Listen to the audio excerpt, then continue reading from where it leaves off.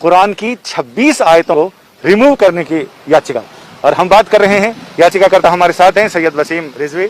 वसीम साहब, ये कौन सी 26 आयतें हैं जिसको आपने रिमूव करने की अर्जी लगाई है सुप्रीम कोर्ट में? गुहार। देखिए, प्रॉफिट मोहम्मद के बाद पहले खलीफा अबू बकर, दूसरे खलीफा उमर और तीसरे खलीफा उस्मान द्वारा कुरान को कलेक्ट करके और उसको जारी किया गया एक किताबी शक्ल में। कुरान के अंदर कुछ आयतें ऐसी हैं जो आतंक को बढ़ावा देती हैं, वायलेंस टीचिंग हम कहें उसको एक तरह से, वो कुरान के अंदर इस तरह की बातें हैं और बहुत अच्छी बातें भी हैं जो इंसानियत के लिए हैं। तो अल्लाह के मैसेज दो तरह के नहीं हो सकते। तो ये तीन जो खलीफा थे, इन्होंने ताकत का इस्तेमाल करते हुए कुरान के अंदर अमेंडमेंट करके इस तरह की आयतों को डालकर कुरान शरीफ को दुनिया के लिए जारी किया और उसी का सहारा लेकर पूरी दुनिया में आगे बढ़े हैं ताकत के दम पर इस्लाम को फैलाने के लिए। हमारे मजहब की जो बात है वो है, अगर कोई कहता है कि आपके कुरान में इतनी आयतें ऐसी है जो हमें हजम नहीं होती, तो आपको नहीं होती, हमारा तो मजहब ही आपको हजम नहीं होता। अल्लाह कुरान में कहता है, हुवल्लज़ी अरसल रसूलहू बिल हुदा व दीनिल हक लियुज़हिरहू अला दीनि कुल्लिही। आगे का टुकड़ा कुरान क्या शानदार बात करता, कुरान की तो सारी बातें, वलौ करिहल मुशरिकून। अल्लाह फरमाते हैं वो अल्लाह है जिसने दीन हक लेकर अपने महबूब को भेजा और ये दीन तमाम अदियान बातिल पर गालिब आकर रहेगा।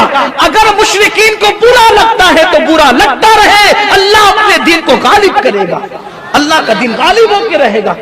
अगर हमारे कुरान से किसी को कोई बात समझ में नहीं आती तो वो हमारे पास आकर समझे ना। वो ये मुतालबा कैसे कर सकता है कि आपको ये, हम इसे कुरान में रहने नहीं देंगे, आपको क्या हक है? और पहली बात आपको नहीं बल्कि ये हक तो किसी मुसलमान को भी नहीं है, ये हक तो किसी मुसलमान को भी नहीं है कि वो कुरान मुकद्दस से कुछ निकाले।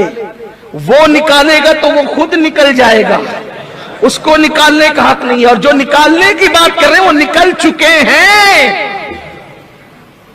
उनकी कोई बात नहीं है। कुरान हक है।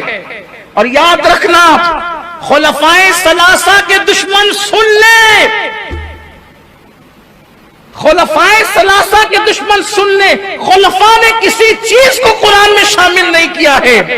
यह खुलफा का एहसान है कि जो कुरान था बेऐन ही उन्होंने उम्मत को अता किया है, ये उनका एहसान है। इसलिए मुसलमानों को दाएं बाएं देखने की कोई जरूरत नहीं है। हमारा कुरान जो सहाबा के दौर में था, जो अहले बैत के दौर में था, वही आज है। और सिर्फ आज ही नहीं है, इंशाअल्लाह क़यामत तक यही कुरान रहेगा। कुरान कहता है, इन्ना नहनु नज़्ज़लना ज़िक्र व इन्ना लहू लहाफ़िज़ून, कि हमने इस कुरान को नाजिल किया, हम इसकी हिफाजत करेंगे। दौर है, लोगों की जबानें लोग बोलते रहे।